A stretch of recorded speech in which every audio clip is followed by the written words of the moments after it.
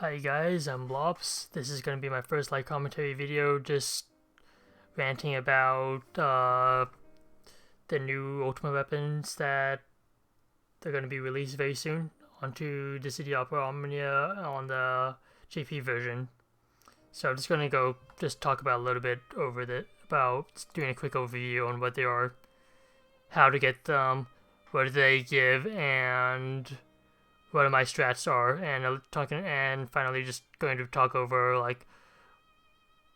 what my plans are for the rest of the month in terms of the new info that we got for June. So, all the images I'm going to be using are from Rem from the CDDB. So thank you, Rem, for putting together all these fine infographics. So let's get into it. What are Ultima Weapons? Ultima Weapons are the new endgame weapons that are going to be overall stat-wise better and stronger than BT plus weapons. They're going to provide some pretty important stats, which is going to be HP damage up, max obtainable brave, and max HP damage cap up, which I think I have the image for that is right here, yep, right there. So, the way to obtain these weapons is that you're going to need these new type of currency called Providence Cores, and the way to obtain these Providence Cores are going to be through clearing Ultima missions from events and from clearing mid-month and end-month events. So basically that means just the new BT plus events, which just means that beating those events is going to be more important, because you're getting not only the BT plus books from those events, or the least pages, but now you're also getting the Providence Cores, which is the bulk of all of them. So I think Rem explains that a little bit here, right? Yep, right here. So you're getting, and then from the other events, you're getting a total of 30 Providence Cores. So you get at least 30 from, let's say a character event, or let's say a lost chapter or story chapter. There might be some missions corresponding to getting those Providence Cores. And no, I don't think you can buy these cores. It's just only obtainable from events. So, as an example, one of the events might give you 10 Providence Cores for just leveling up the crystal level character of let's say Sarah from 80 to 90. Just like you see on the image in front of you. Or clearing eligible Lufenia with the booster characters from Lufenia challenges, which is going to be the new kind of challenge quest. And I think the other way to get these is from Premium Mock Pass. So Premium Mock Passes are going to give you now, which is the more expensive one. Not only are they going to give you a choice of getting BT nuggets or BT medals, you can also get the 20 extra Providence Cores per event. So what this means is, it's going to speed up the process of it. So every basically character event, lost chapters, and basically every event that's not the mid-month events, you basically are going to be able to unlock a Ultima Weapon. How? If I go back to this page right here, you can see that at the very top left, it takes only 50 old Providence Cores. I'm going to be kind of mix-matching same Ultima Nuggets and Providence Cores, but I'm meaning the same thing just because it's late, it's 4 o'clock in the morning, I'm ranting, I'm tired. I just came off from a very long shift. Anyway, I'm making excuses. But every event, you're basically going to be able to unlock a Ultima Weapon, and then from then on, it takes 150 of these Providence Cores to upgrade it. So why would you upgrade it? Well, the next upgrade, because if you unlock them, you get 10%, whoever equips it is going to get 10% HP damage up, and then the Brave and HP damage cap up is going to increase by 10%. But if you upgrade it using 150 of your Providence cores, it's going to increase by 5%, and of course it's going to upgrade the stats. So when you upgrade them, you are not using any of your weapon materials to actually level them up. Ultima Weapons, they stay statically as Ultima, like let's say level 101. They stay like that. You cannot unlock these passives, so these are basically going to be the endgame weapons, unless they make another type of weapon like this. But that's essentially what they want you to do, is they want these to be the highest tier endgame weapon, higher than BT+. So with that said, let's go back to the other image and then talk about like the old Lufenia challenges and what can you and how to get them besides that, and where you can't get them.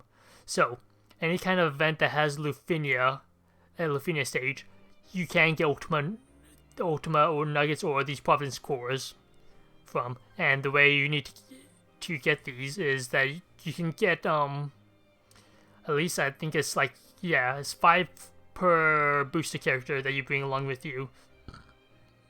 So you can get a total of 15, as I'm understanding this. So as you see here, there's going to be, see from this image, it's going to send you to the Lufenia challenge if you want to do them. So if you click that, yeah, it'll take you to the screen, show you what the Lufenia stage is, or the Lufenia challenge is. You beat it, you get the nuggets, and then you can use those characters for, I think, in the other Lufenia challenge stages, which is interesting. So they're treating it like an FVOD, I think, which I think is fine. The problem, because most of the time you're going to be using, you're going to have 4 available units most of the time, because some of the characters are going to carry over. Not sure if you get screwed over and then you, let's say Null is used for like the first one and you can't use Null for the other ones. So based on this, it says each stage can be used for at most 3 characters. After the mission's different stage must be picked. So I'm pretty sure, I don't know, we'll find out when the event comes out and they'll clarify it, and we'll find out immediately on how like the Lufenia challenges are going to work. But besides that, the events that you can't get Providence cores are going to be any events that do not specifically say Lufenia, even though they may be equivalent to Lufenia difficulty. Like events like Boss Rush, they don't explicitly say Lufenia difficulty because they say very hard mode. They would say like something like very hard mode, which is almost basically Lufenia, but it's not on the. I guess they wanted to literally be say Lufenia stage on there. So no boss rush stages and no FVOD Transcendence gateways will not give you Providence cores. And besides that, they updated these the new screen to give you kind of hints on how to beat them and what is like good like sample teams to beat it with. Like it says here, the strategy screen displays recommend party for associate stage as well as summary of its battle mechanics. Unfortunately, I can't read Japanese, so I don't know what they said, but judging from this, you have your tank, you have a DPS, and then you have support. As I'm assuming that's what they want you to do, and then based on that, it'll help you deal with the boss mechanics and whatnot, and help you survive. And so, besides that, there's going to be a lot of Ultima Weapons being released with Crystal level 90. So let me go back to this one because this page is loaded with information. I think I said, yeah, it's better to unlock each Ultima Weapon that with a character you're going to use a lot, like bow characters, spears, swords, great swords. Probably staves, yeah, staves. It's better, in my opinion, it's probably going to be better to unlock all of them once, just to have them available to use. From then on, depending on what your roster is, it's probably maybe worth it to get like multiple of the same Ultima Weapon. Why would I like hold off on that? Is because if you see here, if you want 2 of them, 2 bows, it's going to cost you 100. It's going to cost you 50 for the first unlock to unlock the bow. Then if you want a second copy of it, it's going to cost you 150 Providence cores. So that's a total of, like, if you're using Premium Mark Pass, that's 3 events, the first half of the month, dedicated to just getting a duplicate of an Ultima Weapon. Or that may be, or you can use that 150 to upgrade a Ultima Weapon of your choice. So in total, for the first unlock, it's going to take a total of 100 Providence cores, as you see here, and 900 for duplicates. So over time, you will be able to max these out, which I think is fine. I don't think you need to go gung-ho and max out let's say the Ultima Bow immediately. You won't be able to do it straight off the bat.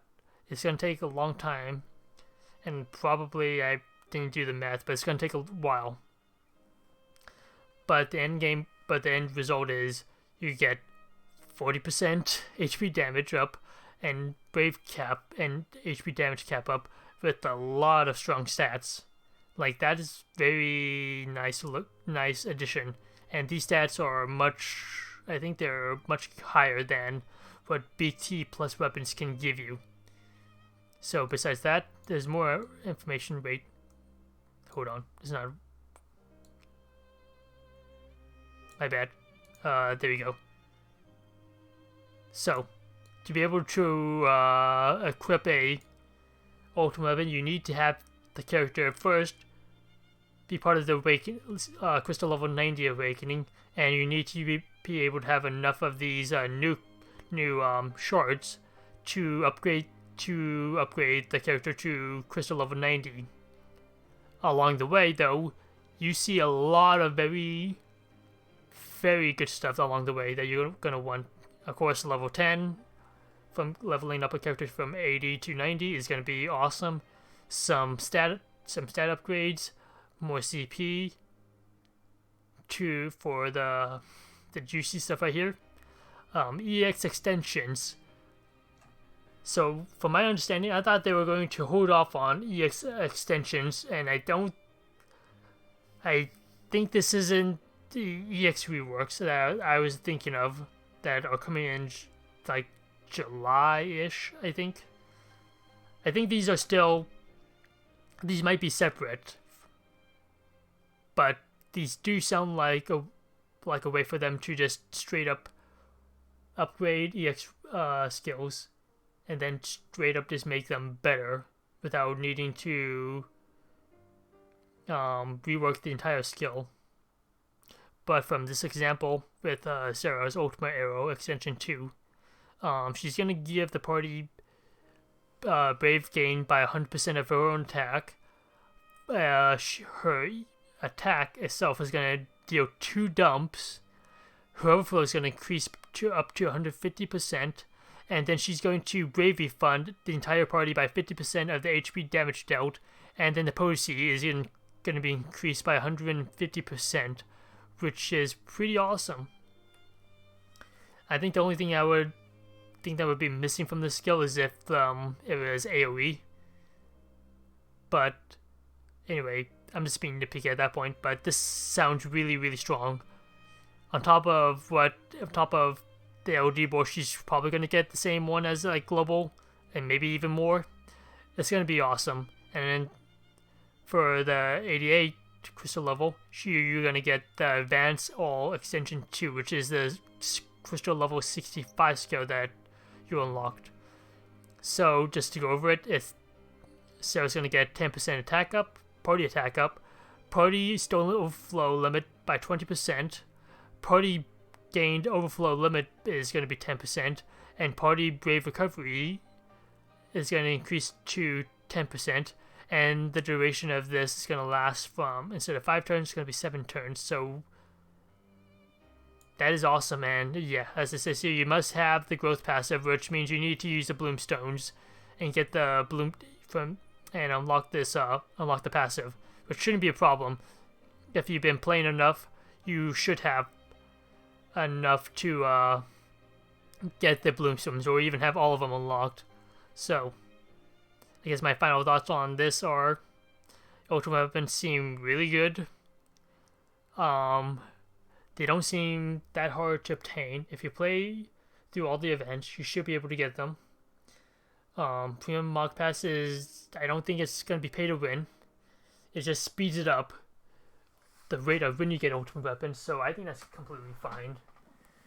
The only thing that I it might be kind of iffy on is that you get 20 of these Providence cores from the Premium Mod Pass from just clearing Cosmos and Chaos stages for the appropriate events. So for like character events, lost chapters, like those kind of events. So those are easier to obtain. I'm liking the fact that they're giving us enough materials to straight up level our character from 81 to 90 so that we can straight up have the availability to use Ultimate Weapons if we want to.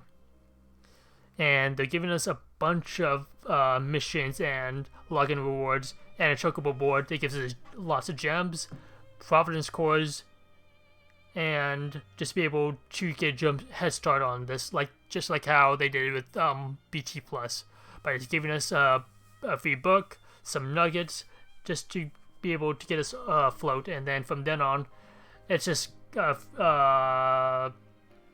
free for all, I guess how you can put it.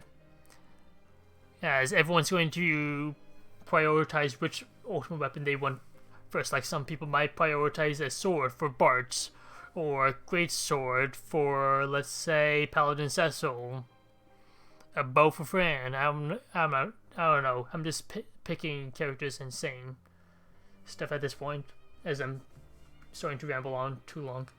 But last thing I want to go over is that some updates to the actual BT system. They're going to update the BT system to allow characters from the city that appeared in the city game to be BT eligible characters. So I don't have the image up here, but I can just talk about who the speculated characters are. And the speculated characters are for that are, hold on, from speculation, Cain, Gilgamesh, Locke, maybe Aerith, Tifa, Renoa, Laguna, Prish, Camlanot, Gabranth, Snow, and Xenos. Of those characters that are potential BTs, I'm super excited for Gabranth and Snow. I know Snow was a kind of a antagonist in Lightning Returns, but besides that, kind of okay. I didn't really play too much of Lightning Returns, just because the game kind of rubbed me the wrong way. But damn, Gabranth might be a potential BT character is amazing. I love Gabranth. He's one of my favorite antagonists in FF12. FF12 was my favorite Final Fantasy game. I love everything about Gabranth, his character, his motives, his armor, his weapon. But besides that, quickly going over the characters that are scheduled for reworks this month, and my quick thoughts on that, or Onion Knight, Sid, Sarah, Null. Those are all coming tonight with Divine Ifrit. Next one, Queen, with as Lost Chapter character. Zell. That is interesting. I did not expect Zell to get another rework when he got one not too long ago with I think it was Zondi's Lost Chapter. And then after that, it's going to be a campaign gacha character on the 10th of June. So they didn't tell us who it is. They said it's one of those campaign gachas. Then after that is the 2 new BT characters. Of course, they never tell us that. Then Edgar is going to be the intertwined will character, so that's going to be interesting. Then after that, another campaign gacha character not too long afterwards. And Vivi is going to be getting a rework alongside this other campaign gacha character on the 22nd. And then the last two characters that are coming out side by side are Dark Knight Cecil and Papa Limo, which is interesting. Dark Knight Cecil, he's probably if they keep his LD call ability the same as his LD in terms of it puts on his LD debuff the 20% HP damage up, then yeah, I'm gonna be pretty happy because that's another HP damage up call ability that can go nicely alongside Kurosame or Fran or Ignis's call ability. And Papa Limo is interesting. I just find time that FF14 characters got some more love, and Papa Limo's been on the bench for a long time. So besides that, yeah. Oh yeah, last thing. They're talking about reset feature for Ultima Weapons, as in, like, since it might be difficult to manage Providence cores, they are planning on adding a reset feature to turn Ultima Weapons back into Providence cores in the future. Planned to release towards the end of August. So if you happen to mess up on Ultima Weapon, like you end up not liking the choice that you made, there's going to be a feature coming,